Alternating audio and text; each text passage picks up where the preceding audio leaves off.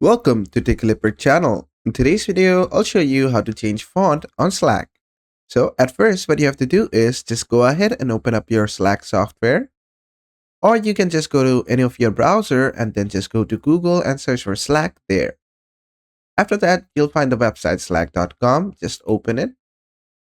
And after that, you'll be brought to this page. From here, just launch any of the workspace. And after that, it's going to launch the workspace. Just give it a moment. You might have to click on Use Slack in your browser. And just give it like 2 seconds, it will load the workspace for you.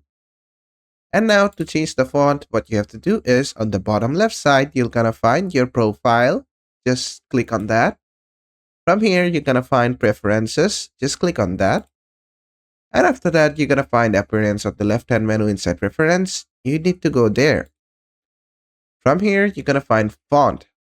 Now to change the font from here, what you have to do is just click on the drop down menu and then says select any of the font that you want from the list.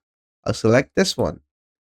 And there you go. The font of my Slack account has been changed. And basically that is it. And that is how to change font on Slack. I hope this video was helpful. If it was, please give it a thumbs up and don't forget to subscribe.